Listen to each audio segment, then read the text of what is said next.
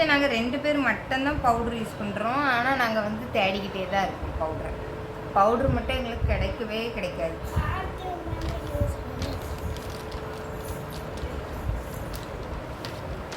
நான் அழகாக அவளுக்கு வந்து கொண்டே சரி பண்ணி விட்டேன். இவள் அந்த கண்ணாடி கிட்ட நில்லு, 2 பேப்பர் இருக்கு. கண்ணாடி கிட்ட போய் இது பண்ணிட்டு வந்துட்டா.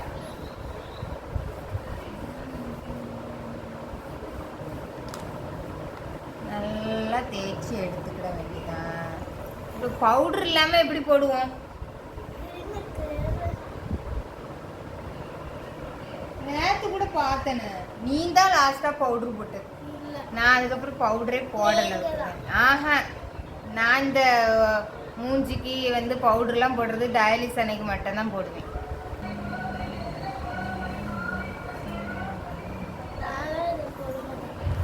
நானும் உனக்கு தரமாட்டேன்ப்பா.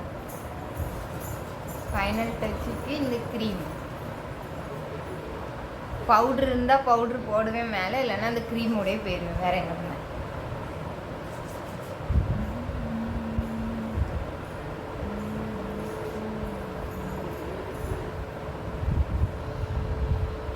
எல்லாரும் அழகாக தேய்ச்சி எடுப்பாங்க. நம்மளுக்கு அதுதான் குறமெல்லாம் இல்லை.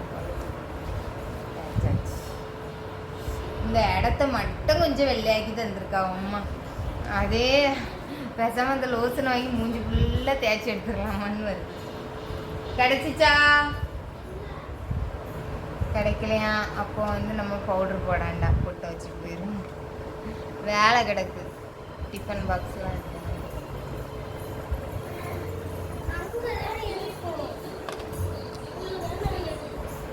பவுடர் எங்கே போச்சுன்னு தெரில. நல்லா க்ரீமை போட்டு இது பண்ணியாச்சு. வேக்கூர் பவுடர் எடுத்து போடுறா. இப்படி தான் எங்கள் வீட்டில் நடக்கும்.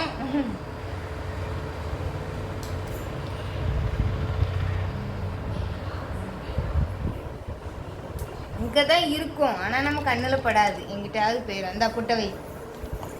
சரி, நாங்கள் வந்து இப்போ இன்னைக்கு என்ன சமையல்ன்ட்டு உங்ககிட்ட காட்டுறோம். ஓகே, நம்ம லஞ்ச் பாக்ஸு பேக்கப் பண்ண போகலாம்.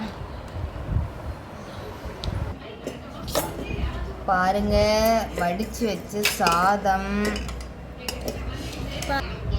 இது பார்க்க உங்களுக்கு தேங்காய் சட்னி மாதிரி தெரியலாம், ஆனால் வந்து சிம்பிளான மோர் குழம்பு மக்களே.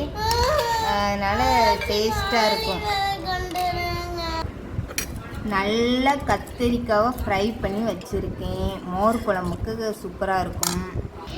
இப்போ எல்லாத்துக்கும் பிணைவோமா? 3 டிஃபன் பிணையணும். அதுக்கு சோறை போடுவோம். சோறு கொஞ்சம் குழஞ்சாப்பில் இருந்தால் நல்லா இருந்திருக்கும்னு நினைக்கேன். குழையவே மாட்டேங்குது. ஓகே,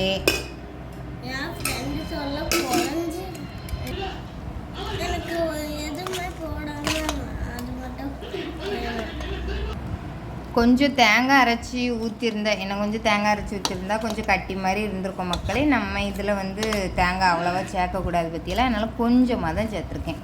அதனால் இப்படி தான் இருக்குது. ஆனால் டேஸ்ட்டு சூப்பராக இருக்குது. இனி வந்து பேக் பண்ணிடலாம். இது எனக்கு பேக் பண்ணுறேன். வெண்பூசணி போட்டு தான் மோர் குழம்பு வச்சேன். அதனால் நான் வெண்பூசணி எல்லாம் எனக்கு எடுத்துக்கிறேன்.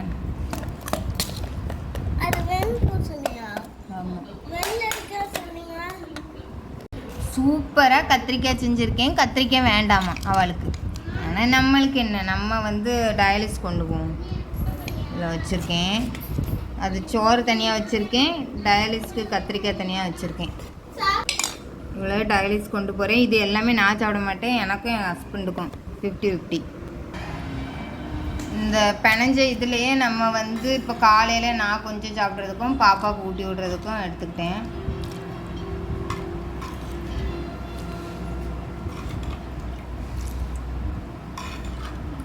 காயெல்லாம் நான் தான் சாப்பிடுவேன்.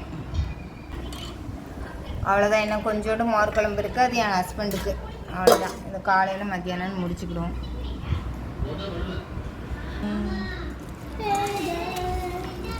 மக்களே, காலையில் கேடிவியில் என்ன படம் போட்டிருக்கான் பற்றியலா? சேரன் படம். அது பார்த்து ஒரே ஃபீலிங் எனக்கு.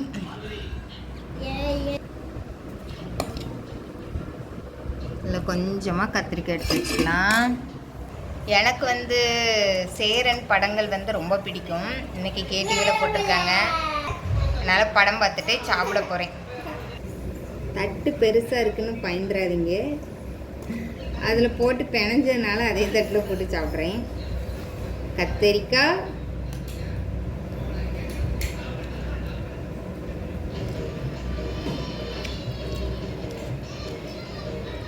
சூப்பராக இருக்கும். அது மேடம் வந்து கத்திரிக்காய் கொண்டு போக மாட்டாங்க, போயிட்டு போ, ஐ டோன்ட் கேர். ஒரே ஒரு கத்திரிக்காய் எடுத்து வச்சுருக்கான். சரி, நான் அவளுக்கும் ஊட்டி விட்டுட்டு கிளம்புறேன் டயாலிஸ்க்கு. பாய் மக்களே. ஒரு டேஸ்ட்டு கிடைக்கும் பார்த்துக்கங்க. நம்ம அதுக்காண்டி 2வது சோறு போட்டு 2வது குழம்பு ஊற்றி சாப்பிட்டோன்னா அந்த டேஸ்ட் வராது. ஃபஸ்ட்டு சோறு போட்டு ஃபஸ்ட்டு குழம்பு ஊற்றி சாப்பிட்றதுல இந்த குழம்பு டேஸ்ட் வந்து ஒரு தனி சுவையாக இருக்கும். ட்ரை பண்ணி பாருங்கள்.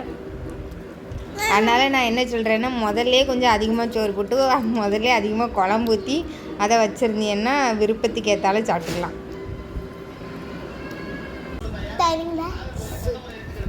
லாஸ்ட் இதை கேட்குறாங்க, நான் கொடுக்கவே மாட்டேன். எனக்கு தண்ணியே அதிகமானாலும் நான் போய் டயாலிஸில் போய் எச்சா ஒரு 100 ml வச்சு எடுப்பேனே தவிர இந்த லாஸ்ட் குழம்பு யார் கேட்டாலும் நான் கொடுக்க மாட்டேன்.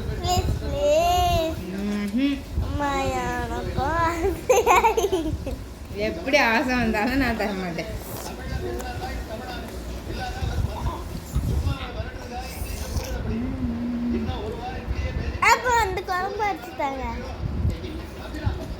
நீ என் குழம்ப அநியாயத்துக்கு குறை சொல்லுது மக்களே. நான் காலையில் அவ்வளோ இதாக எந்திரிச்சு செஞ்சு கொடுத்தா பாராட்டி சாப்பிடாம எனக்கு இது வேண்டாம் அது வேண்டாங்கிறால, அதனால் அவளுக்கு நான் எதுவுமே கொடுக்க மாட்டேன். வாங்க, இவைய 65 காலிஃப்ளவர் 65 கண்டி வெயிட் பண்ணுறாள். நல்லா வாங்கி கொடுப்போமே நாங்கள்.